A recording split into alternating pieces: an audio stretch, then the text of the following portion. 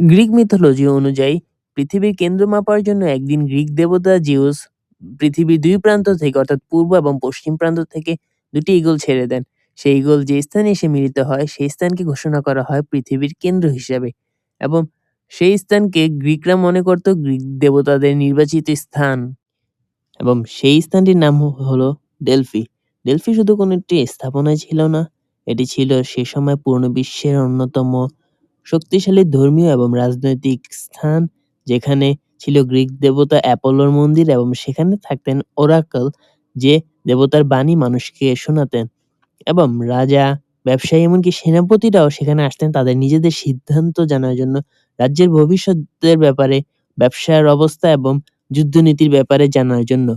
তাদের সে সময় বিশ্বাস ছিল যেহেতু এখানে দেবতার বাণী ছড়ানো হয় এবং যেহেতু এটা দেবতার স্থান তাই এটাই হলো পৃথিবীর কেন্দ্র। একদিন সেই ডেলফির ওরাকল থেকে ঘোষণা আসলো যে পৃথিবীর সবচেয়ে জ্ঞানী ব্যক্তি হলেন সক্রেটিস। যখন এই ঘোষণা ছড়িয়ে পড়লো পুরো এথেন্সে তখন সবাই অবাক হলো, কারণ সক্রেটিস তো কখনোই নিজেকে জ্ঞানী বলে দাবি করতো না এবং সক্রেটিসও এই কথাটা মোটামুটি অস্বীকার করলো। কিন্তু যেহেতু সে দেবতাদের বিশ্বাস করতেন তাই সে দেবতার কথাও ফেলে দিতে পারলেন না। সক্রেটিস এই ঘোষণাকে অন্ধভাবে গ্রহণ করেননি। তিনি বের হলেন ওরাকলের কথাটি সত্য নাকি ভুল তা খুঁজে বের করতে। তিনি সমাজের বিভিন্ন মানুষ শ্রেণীর কাছে গেলেন, রাজনীতিবিদ, কবি, কারিগর, দার্শনিক এবং প্রত্যেকের জ্ঞানের যুক্তি দিয়ে পরীক্ষা করলেন। তিনি একটি বিষয় গুরুত্বপূর্ণভাবে লক্ষ্য করলেন, মানুষ যে নিজের জ্ঞানকে অতিমূল্যায়ন করে, অনেকে ভাবে তারা অনেক কিছু জানে, কিন্তু তাদের ধারণা ছিল সম্পূর্ণ ভুল বা যাচাইহীন। সক্রেটিস বুঝতে পারলেন নিজেকে জ্ঞানী ভাবা অনেকেরই ভুল, কিন্তু তিনি একটি সত্যকে উপলব্ধি করেছিলেন যে আমি এটুকু জানি যে আমি আসলে কিছুই জানি না।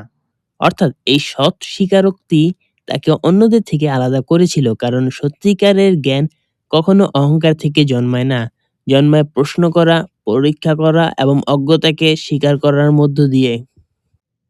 ডেলফি গ্রিক বিশ্বের পৃথিবীর কেন্দ্র ছিল দেবতাদের বাণীর জন্য, আর সক্রেটিস মানব ইতিহাসের জ্ঞানের কেন্দ্র হয়ে উঠেছিল নিজের অজ্ঞতাকে স্বীকার করার মাধ্যমে। তিনি কোনো কিছু প্রমাণ করেননি কোনো বক্তৃতা দিয়ে, বরং প্রমাণ করেছিলেন মানুষের সীমাবদ্ধতা দেখিয়ে এবং সত্যকে প্রশ্নের মাধ্যমে খুঁজে বের করে।